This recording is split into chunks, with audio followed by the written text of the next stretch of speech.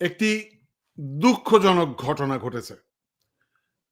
জুলাইয়ের নির্ভীক যোদ্ধা ঢাকা বিশ্ববিদ্যালয়ের ছাত্রদল নেতা সাম্যকে হত্যা করা হয়েছে। এখন প্রশ্ন হচ্ছে, এই সাম্যকে হত্যা করাকে নিয়ে কেন্দ্র করে নানানমুখী বিতর্ক শুরু হয়েছে। শুধু বিতর্ক না, নানানমুখী কথাবার্তা চলছে। আমি একটা উদাহরণ দিতে পারি আপনাকে।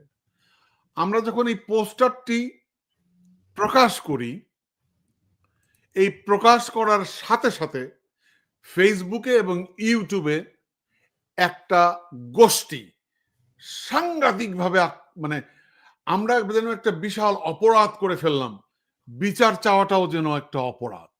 অর্থাৎ নানানজন নানান কথা বলা শুরু করলেন। এবং এই যে আমাদের, এটাকে আমি বলি মাফিয়াগিরি, এটাকে বলি হাসিনাগিরি। এই হাসিনাগিরিটা আমরা, হাসিনা পালিয়েছে কিন্তু আমরা হাসিনাগিরি এখন রপ্ত করে ফেলেছি। নানান ইকুয়েশন দিচ্ছি, নানান কথা বলছি, নানান ব্যাখ্যা দিচ্ছি। এবং সর্বশেষ আমরা, আপনি নিশ্চয়ই জানেন যে তামিম নামে এক ছেলেকে আটক করা হয়েছে। সে স্বীকারোক্তি দিচ্ছে সে জামায়াতে ইসলামী সদস্য। আপনার কাছে প্রতিক্রিয়া জানতে চাই। ধন্যবাদ টিটু ভাই, এবং আমার দর্শক শ্রোতা যারা শুনছেন সবাইকে সালাম, শুভেচ্ছা।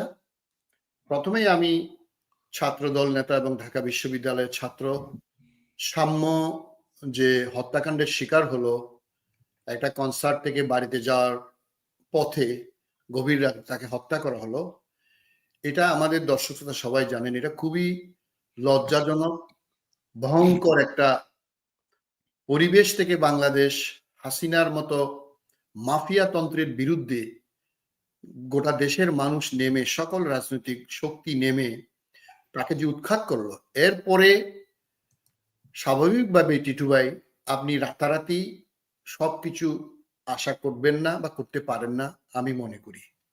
এবং যে আয়রন ফিস্টে হাসিনা মানুষকে পিষ্ট করেছিল, যেই তার গ্রীবা থেকে মানুষ বের হয়ে মুক্ত বাতাস, মুক্ত কথা বলার যে সুযোগ পেয়েছে, এই সুযোগে কিছু কুচক্রী মহল বের হবে।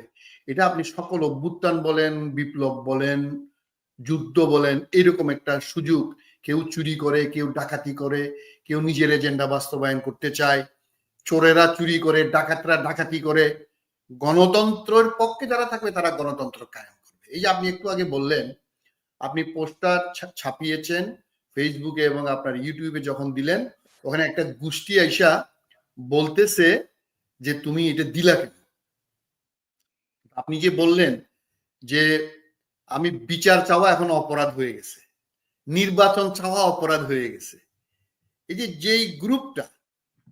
যে গ্রুপটা আপনার বিচার চাওয়া থেকে আপনাকে বাধা দিচ্ছে বা নির্বাচনকে ডিলে করার জন্য, যে অথবা কেউ নির্বাচন চাইলে তার পিছনে লেগে, এখন এমন একটা পরিবেশ যে আপনি নির্বাচন চাওয়া মানে আপনি একটা বিরাট অপরাধী হয়ে গেলেন। এই যে চক্রটা, এই চক্র শুধুমাত্র যারা জীবনে নির্বাচনে জিততে পারবে না, যারা 2, 4, 5, 6, 7% ভোট পাবে, এবং ভণ্ড, কতগুলো ভণ্ড আছে, এই ভণ্ডরা বাংলাদেশে এই বিপ্লব উত্তর বা অভ্যুত্থান উত্তর সময়ে আপনি দেশের পরিবেশ, রাজনৈতিক পরিবেশ, অর্থনৈতিক পরিবেশ একটু কাদামাটির মতো থাকে, এবং এই কাদামাটি আপনার শেপ দিতে একটু সময় লাগে।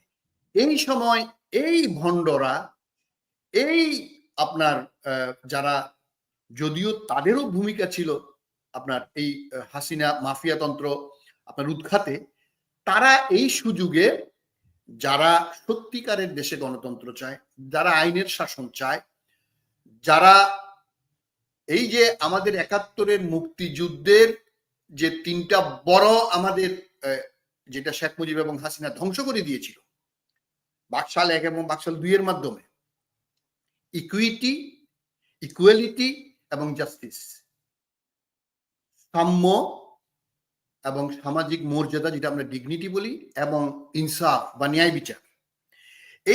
এই তিনটা লক্ষ্যের দিকে যদি আপনি, আমাদের যে মুক্তিযুদ্ধের মূল চেতনা, হাসিনার চেতনা ছিল তো ভারতীয় চেতনা, বাকশালী চেতনা। এখন এই যে তিন মূল মন্ত্র সামনে নিয়ে একটা দেশ যখন আগাতে যাবে, এই যে নতুন ভাবে 2024-এর পরে আমাদের যে অবস্থা, এই অবস্থান থেকে আমাদেরকে উত্তরণের জন্য, আপনি যে বললেন যে এখন যে পরিবেশ, এখানে কুচক্রী মহলরা আপনাকে কুচক্রে ফেলতে চাইবে, ভণ্ডরা ভণ্ডামি করবে, কিন্তু আপনার লক্ষ্যে আপনাকে এগুতে হবে। আপনি পরবর্তীতে যদি বলেন, এখানে প্রধান দুইটা শক্তি বাংলাদেশের মানুষের, যে আপনার এমনি তো জনগণ হচ্ছে, আপনি এটা ভেগ টার্ম, এই জনগণকে এবং আপনার আইন শৃঙ্খলা বাহিনী, মনে করেন বাংলাদেশের পুলিশ এবং সিভিল প্রশাসন, মনে করেন এখন বিশৃঙ্খল অবস্থা, হাসিনা যাওয়ার পরে 9 মাসেও ইন্টারিম গভর্নমেন্ট এটা ঠিক করতে পারে নাই, সেটা পাহারা দিচ্ছে সেনাবাহিনী।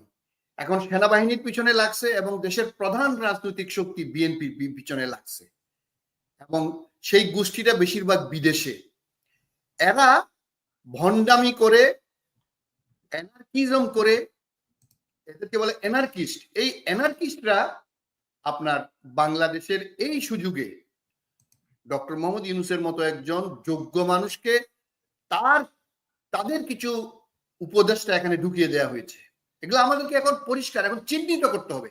আমরা কোনো ভেগ টার্মে কথা বলতে চাই না টিটু ভাই, আমি আপনাকেও বলবো, এবং যারা আমাদের বাংলাদেশে গণতন্ত্র চায়, আইনের শাসন চায়, ভোটে যেই জিতুক, একটা সুষ্ঠু অবাধ নির্বাচনের মাধ্যমে যারা দেশ শাসন করার ক্ষমতা পাবে, বা বাংলাদেশের মানুষ যাদেরকে দিবে, তারা দেশকে নতুনভাবে সাজানোর যে পরিকল্পনা চলছে, এটা ভণ্ডুল করার জন্য এই যে আপনার বিচার চাওয়ার বিরোধিতা করতেছে অথবা নির্বাচন চাওয়ার বিরোধিতা করতেছে, এদেরকে আমাদেরকে প্রতিহত করতে হবে। বাংলাদেশের কোটি কোটি মানুষ, আমি মনে করি, এটা প্রতিহত করবে।